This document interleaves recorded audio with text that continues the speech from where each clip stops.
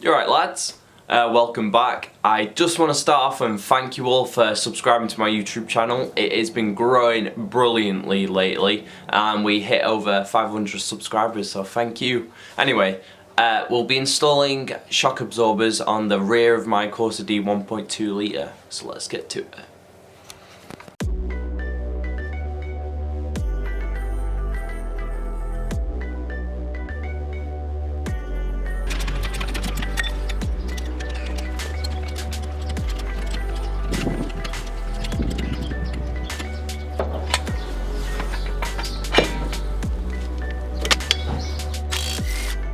So we'll start by removing the 10mm bolts from the inner arch liner. There's a few located around the arch liner and there's two T20s located just here and also just up there. Thomas's top tip for removing these plastic clips is using a lighter. You just want to heat them up slightly and then they should be good to go.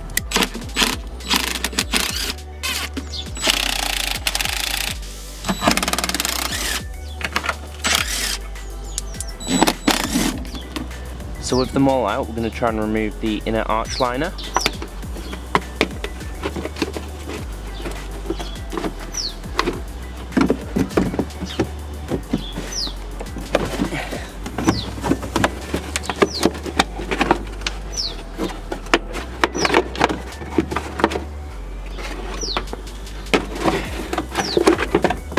Like so.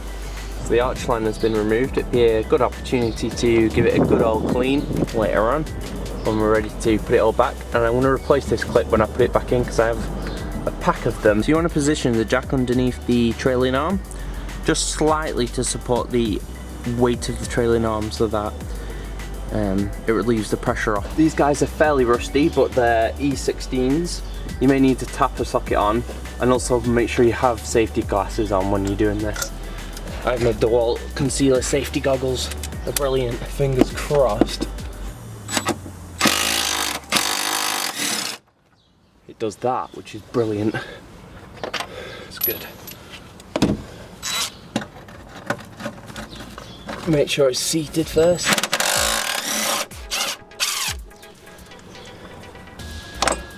It's worth noting that these bolts should and will be replaced during the changeover of the new shock. You can get them from Vauxhall for the whole kit for £12, so it really doesn't matter, so definitely make sure you do it. Okay, so this guy was an E18, I'm not sure it is anymore, but you want to hammer the socket on there and hope for the best basically. I'm going to use an impact wrench to take it off and hopefully we can get it off, but it's going to be pretty tight.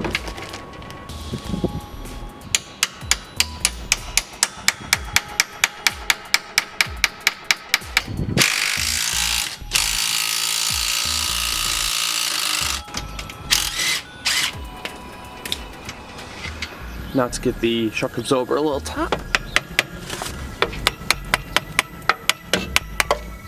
And there you go, it's removed. So there's the complete shock assembly. We need to now remove this bolt here to be able to get the top mount off because I'm going to transfer it over.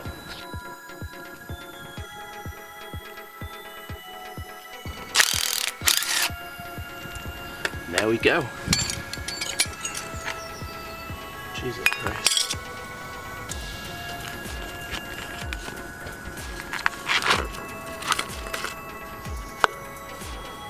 So I thought I'd show you why I've actually done this job, apart from the fact it's rusty as f***.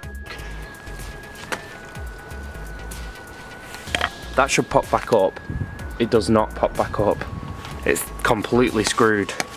So, time for the new ones, eh? It's now time to put the strut back together. So first we have to put the top mount basically back on. So we're going to put it all back together. I've given this a good clean. I'm going to reuse it. So just drop it on down, the little top bit, and then you want to get the top mount, run it in through, and then we'll just put the nut on like that, and you want to hold on to that and tighten it down for the correct torque. So we'll do that now. So I'm fitting the top mount to the strut. You need a 6mm to go on the top and a 17mm swan neck in there. So you put your swan neck in and then your 6mm on here and then you just tighten it up.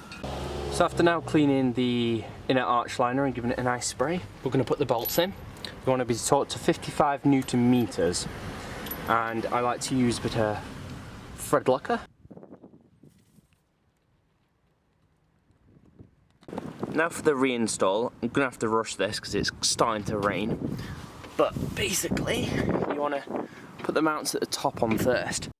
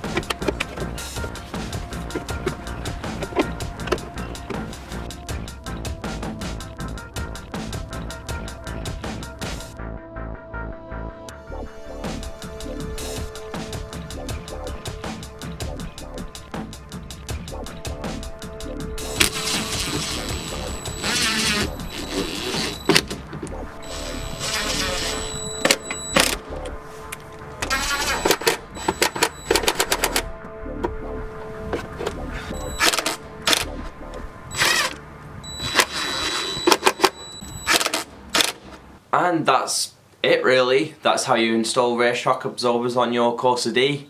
I'm sorry it got a little bit funky at the end. Basically, I forgot to put the dust cover on, the shock absorber, so I had to take it all off again and put it back on. It's because I was having to rush because of the weather. You may notice it sort of gets a bit funky at the end. I had hail storms and flipping snow and everything coming down, so I was trying to rush to get it done.